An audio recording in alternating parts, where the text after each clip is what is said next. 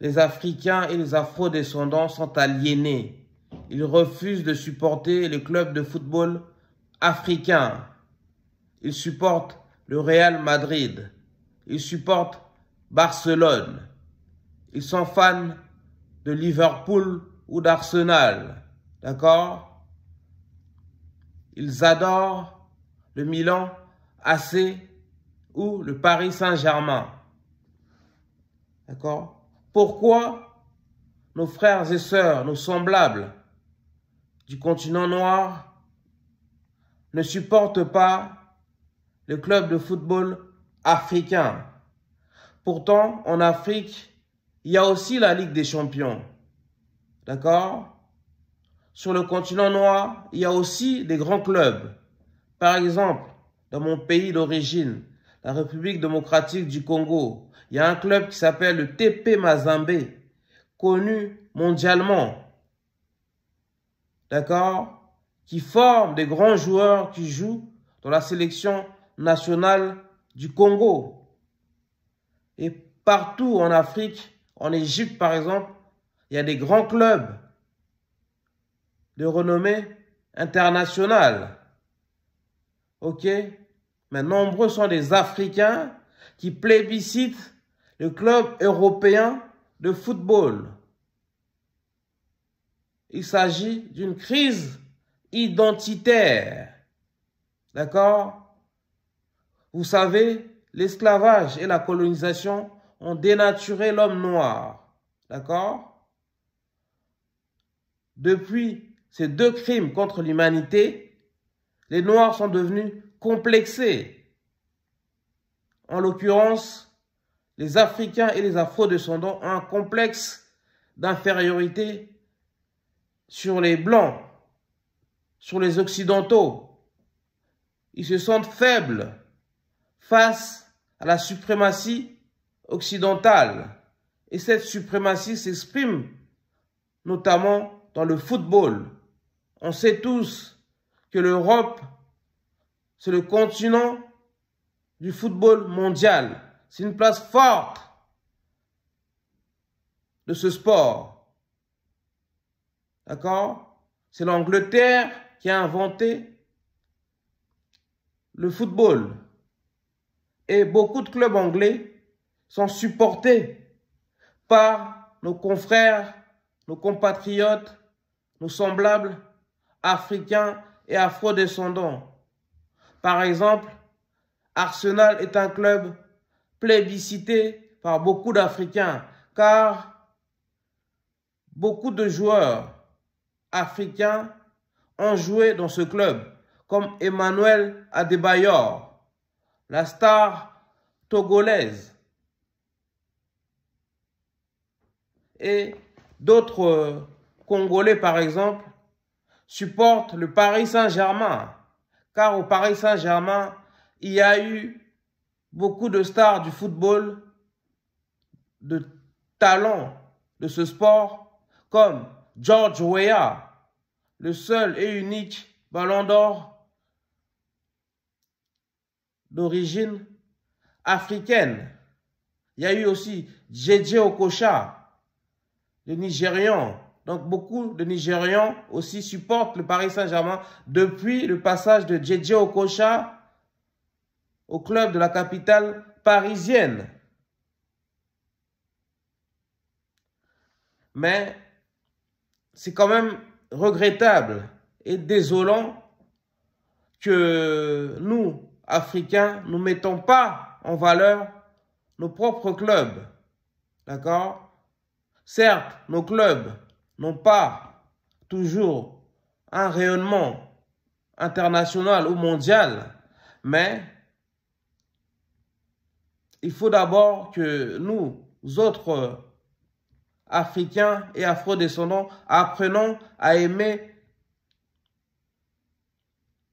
notre continent, à nous aimer nous-mêmes. D'accord? Le problème de l'Africain est que toujours il aime tout ce qui est lointain, tout ce qui est occidental, au lieu de favoriser d'abord et avant tout tout ce qui se rapproche de lui. Ça, c'est aussi une des conséquences de l'esclavage. Les Noirs croient que tout ce qui se fait en Europe est meilleur à ce qui se fait en Afrique. D'accord? Et on l'a encore vu dernièrement lors du Classico, donc du match du championnat espagnol qui oppose le Real Madrid à Barcelone dimanche dernier. Beaucoup d'Africains ont arboré soit le maillot du Real, soit le maillot de Barcelone. Et ce match, il est très suivi en Afrique. Ça cristallise, ça déchaîne les passions. Pourquoi ces mêmes Africains ne sont pas aussi excités à regarder la Champions League africaine, à supporter nos clubs africains? Et dans mon pays d'origine, la République démocratique du Congo, il y a quand même des grands clubs. Tout à l'heure, j'ai cité le TP Mazembe, mais il y a aussi le Vita Club. D'accord? Donc, il faut cesser ce complexe d'infériorité qui pousse les uns et les autres à délaisser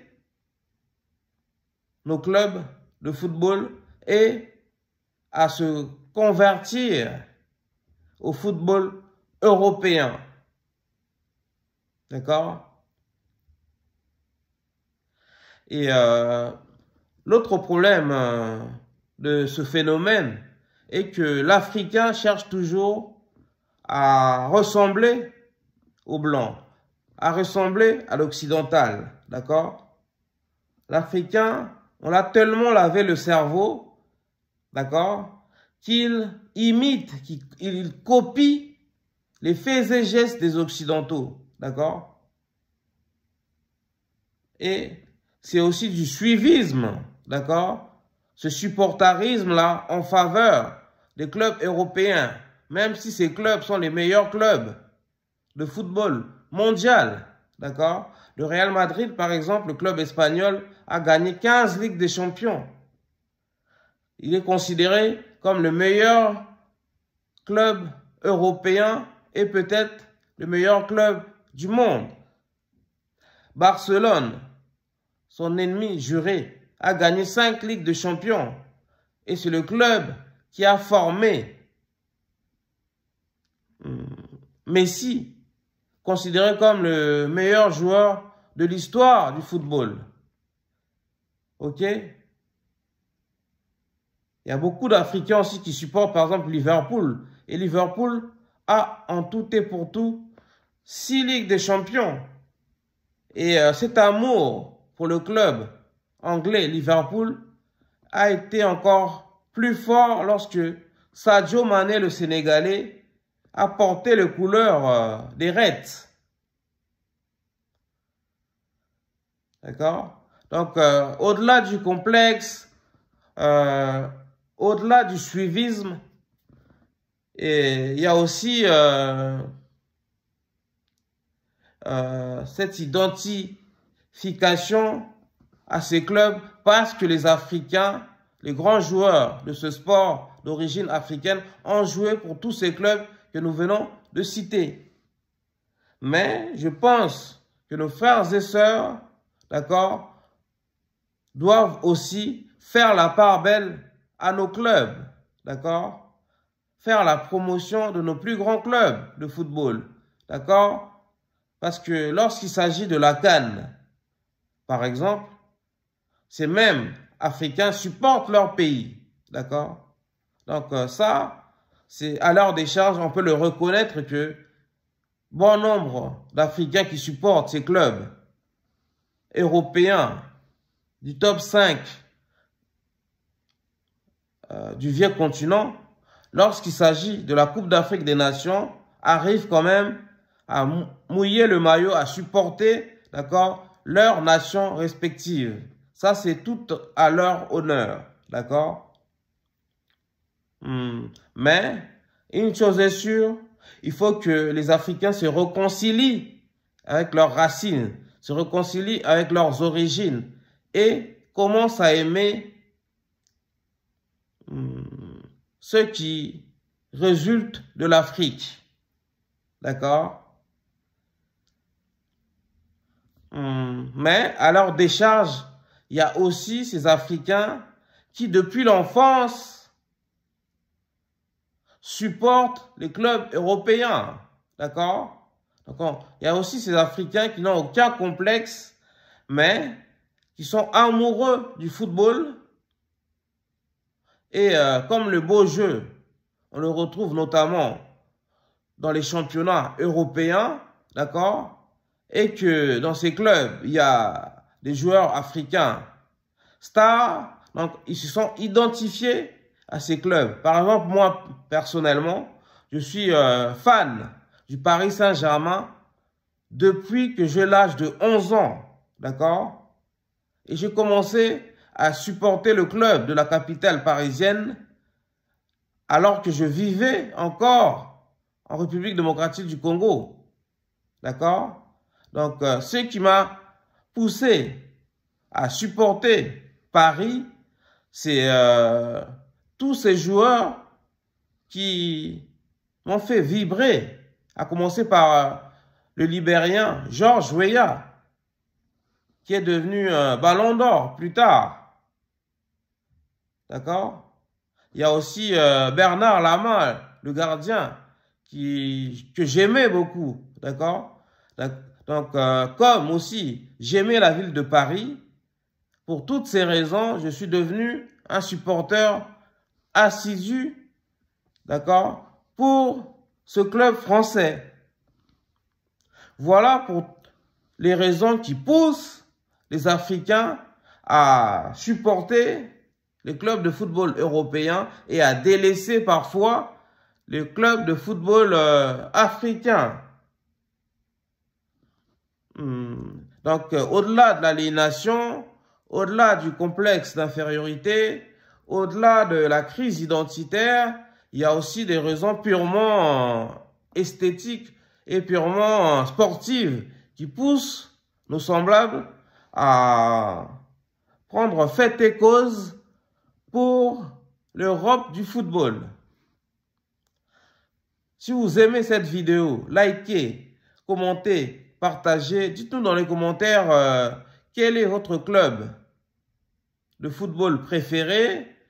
Et dites-nous si vous supportez par ailleurs un club de football africain. Mais surtout, dites-nous ce que vous en pensez. D'accord?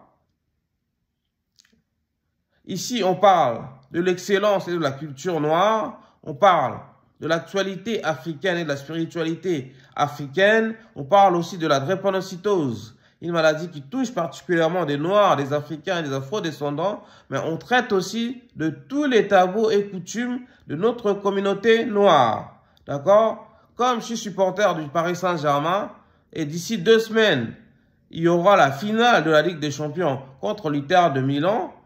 Donc, je dis, allez Paris. Si vous voulez soutenir ma chaîne, vous pouvez regarder toutes les publicités qui se déclenchent lors de cette vidéo ou alors partager mes contenus. Et si vous voulez faire un don, il y a mes contacts dans la description. Au TEP.